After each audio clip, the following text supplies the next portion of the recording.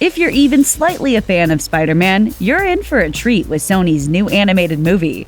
There's enough hidden away inside the film to keep surprising viewers on their second, third, or even fourth watches. Here are just a few of the Easter eggs you might have missed in Spider-Man Into the Spider-Verse.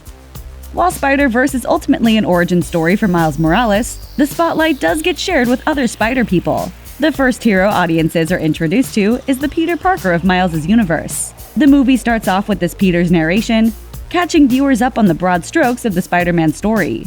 During Peter's recounting of his exploits as a superhero, the movie revisits several classic set pieces from the Sam Raimi Spider movies, including Spider-Man's heroic train rescue, the time Dr. Octopus threw a car through a window, and the much-derided sequence of an evil Peter Parker strutting around in Spider-Man 3 shooting everyone some finger guns. So good. Everyone knows that Marvel loves those classic Stan Lee cameos, but some of the shoutouts to other important artists from the company's history can often be harder to notice. Spider-Verse provides a bit of a call-out for two other figures who were crucial to Spider-Man's development. When Miles is on the train shortly after discovering his powers, he pulls out his phone and scrolls through the contacts, passing by a conspicuous entry for B. Bendis, a reference to Brian Michael Bendis, who co-created Miles with artist Sarah Pichelli in 2011. Later, in a similar moment with Jefferson, Jeff scrolls by an entry for Steve Ditko, who co-created the original Spider-Man with Stan Lee in 1962. Though Miles is Brooklyn-born and raised, he also seems to be a fan of the Chicago-based MC Chance the Rapper, with a poster for his mixtape coloring book appearing in Miles' room.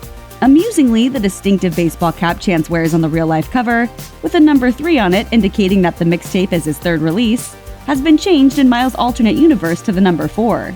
The implication is that the Chance of this universe is slightly more prolific than the version we know.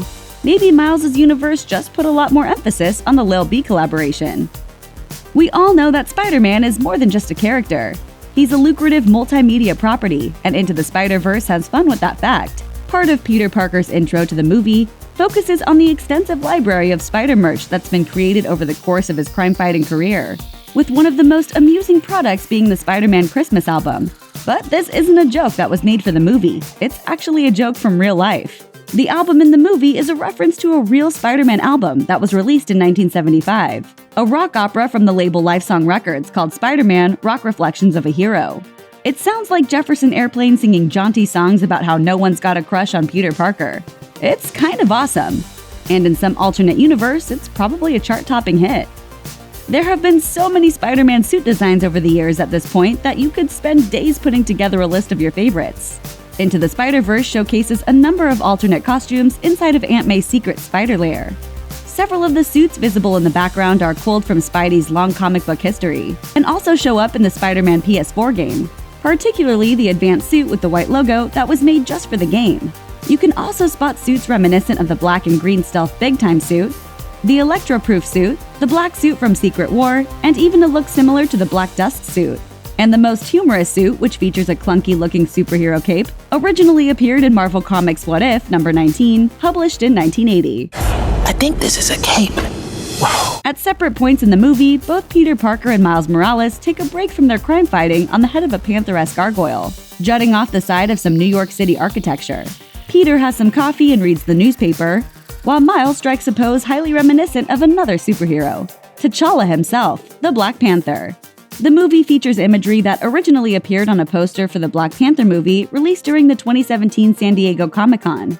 In that image, T'Challa can be seen in his full Black Panther suit, looking out over the horizon under soft lighting as he flexes his glutes for the camera. Do you think Miles' dimension has its own Marvel Cinematic Universe? Miles' police officer father, Jefferson Davis, presents himself as a guy who likes law and order. So what better way to indicate his allegiances than with a reference to the TV show Law and Order? In the beginning of the movie, Miles gets a ride to the Vision's boarding school on his first day from Jefferson in his police car. The license plate for Jeff's car is RFD 960, which is actually a reference to the detective's vehicles in the original Law and Order series, which always featured the same license plate through the show's entire run. Just like in real life, there's a lot going on in Spider-Verse's Times Square. One billboard in the neighborhood is an advertisement for a Broadway show called Hi Hello, which is actually reference to some other work from a member of the movie's cast. The advertisement is a take on the real-life show Oh Hello on Broadway, which starred comedians Nick Kroll and John Mulaney. Mulaney, of course, is a part of the Spider-Verse movie, as the voice actor of Peter Porker, the spectacular Spider-Ham. I'm right here. Shortly after all of the Spider people converge, they meet for a pep talk inside of Miles' dorm room, which he shares with a roommate. When the roommate returns unexpectedly, they all dart up to the ceiling, shuffling around the corners to avoid being seen while the roommate reads from a comic book. You may notice that the comic book refers to a story called Imagine That There Was More Than One Spider-Man. Imagine that indeed. While Marvel Comics never put out an Imagine That line of comics, the company does have a series called What If. This speculative line of comics, published since 1977, usually focuses on weird one-off stories, allowing writers and readers to explore wild hypothetical scenarios such as what if Spider-Man had joined the Fantastic Four? Of course, something just like that actually happened many years later, so clearly the idea was pretty good. The post-credit scene for Spider-Verse thrillingly introduces one of the best and coolest Spider people, Miguel O'Hara, aka Spider-Man 2099. At first, it seems as though the Stinger will be setting up a futuristic Spider-Verse sequel, but that notion quickly sails out the window when Miguel travels to the goofy alternate universe of Earth 67. In Marvel Comics canon, this world is the home of the cornball 1967 Spider-Man cartoon, and the sequence quickly becomes a big joke. When Miguel arrives, he immediately encounters the 67 Spider-Man, after which they proceed to recreate the Spider-Man pointing at Spider-Man meme for what feels like a full minute. And then the movie ends. It's arguably the weirdest, funniest post-credit scene in a genre that is full of them, and the perfect way to send off this silly love letter of a movie.